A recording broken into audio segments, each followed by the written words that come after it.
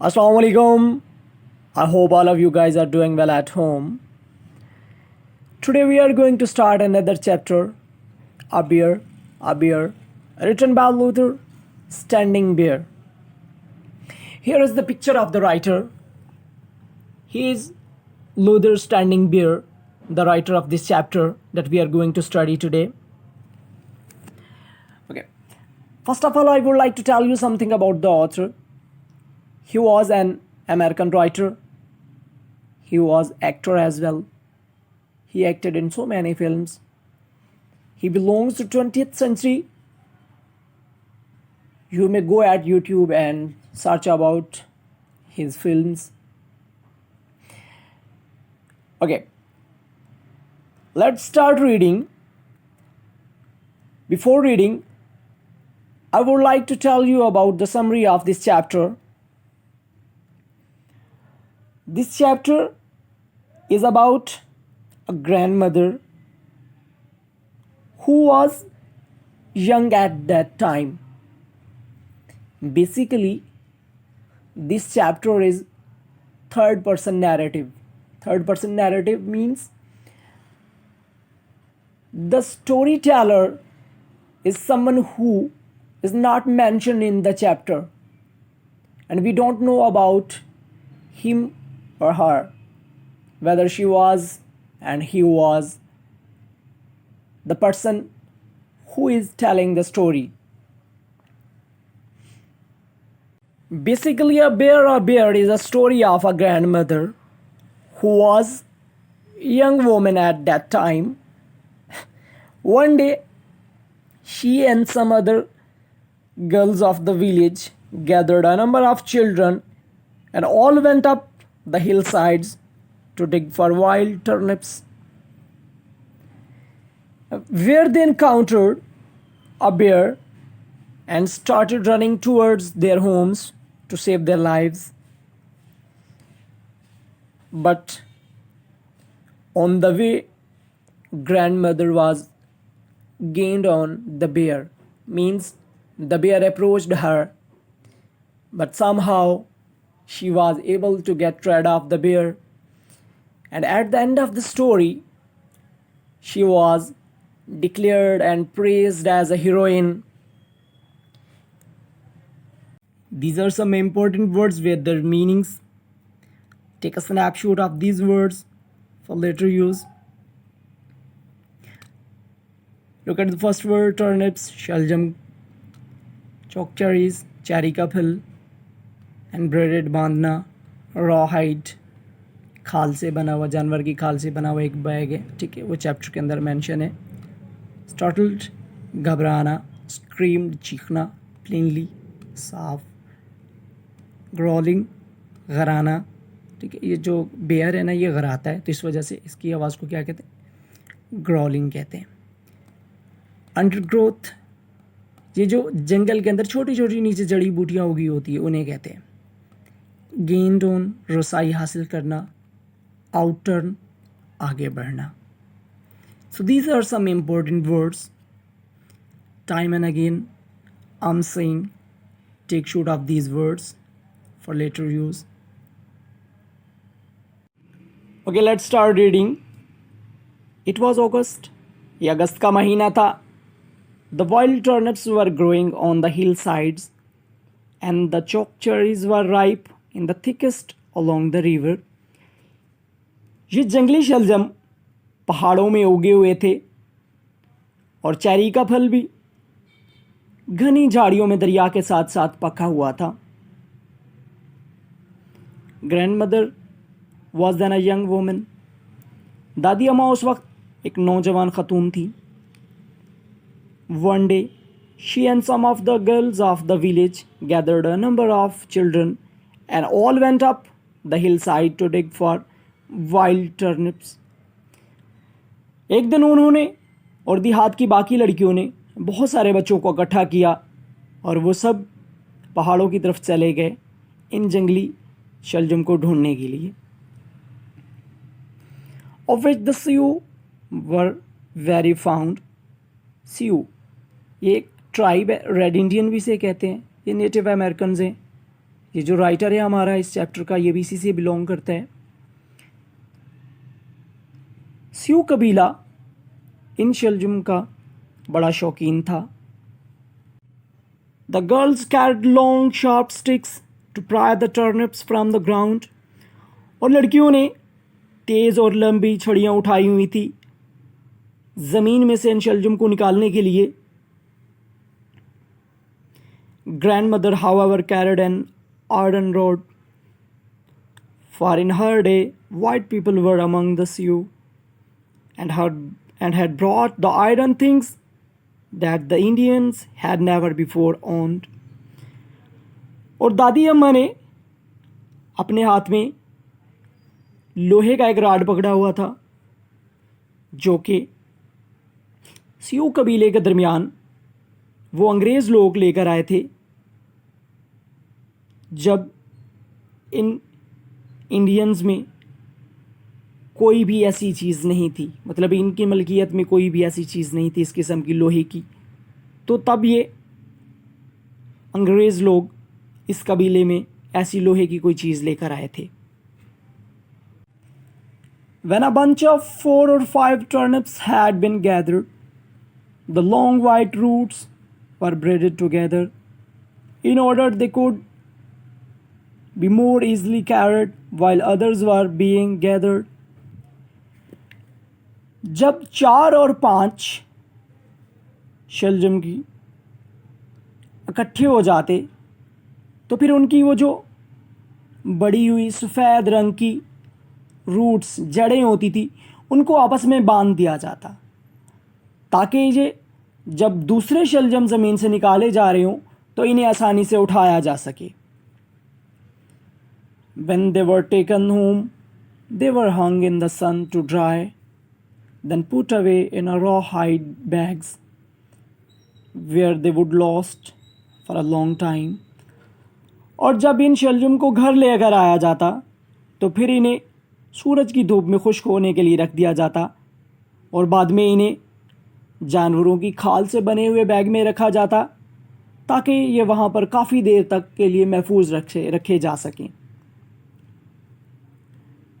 In the winter, the dried turnips were put in the meat soup and cooked. और सर्दियों में ये खुश्क शलजम गोश्त में और सूप में पकाने के लिए इस्तेमाल किए जाते थे।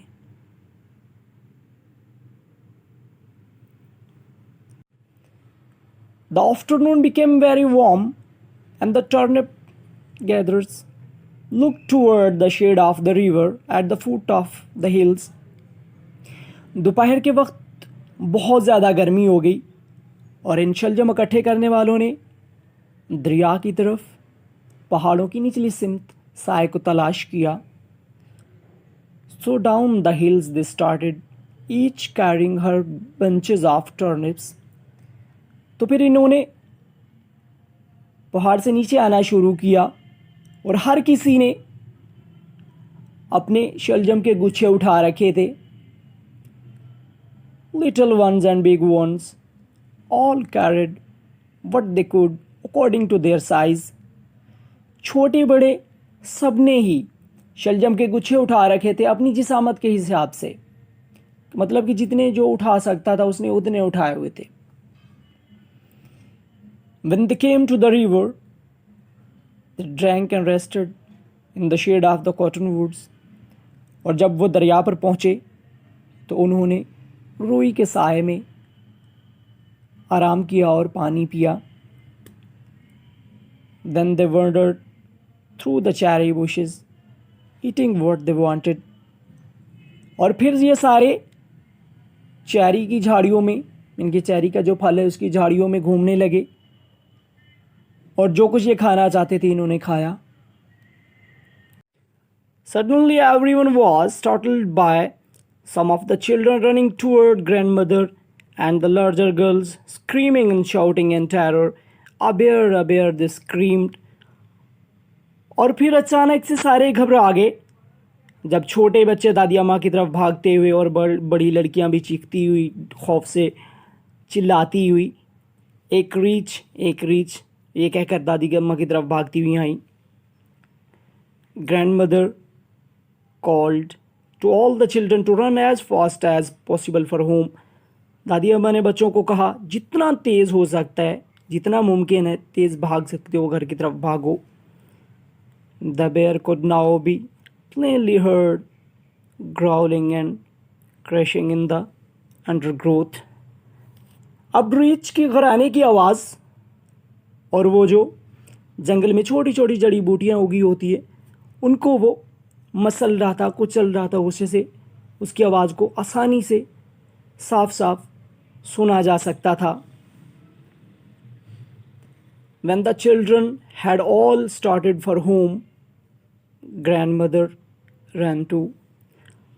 और जब बच्चों ने घर की तरफ भागना शुरू किया तो दादी अम्मा ने भी भागना शुरू कर दिया.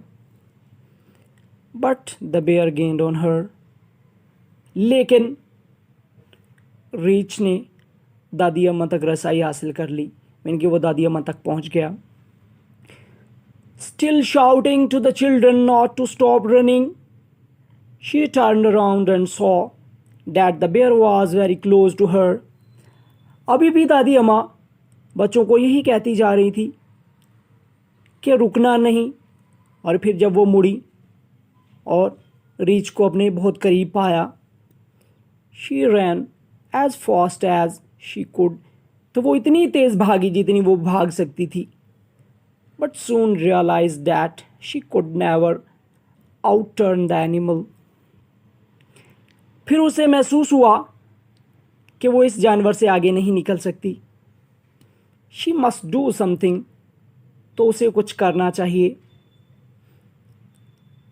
Turning suddenly, she pointed the long iron bar straight to the bear, as hunter would point a gun.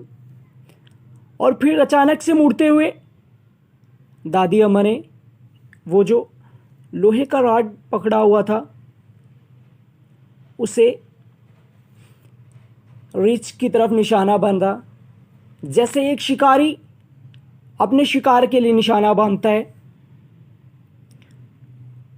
To her surprise, the bear stopped, though he still growled.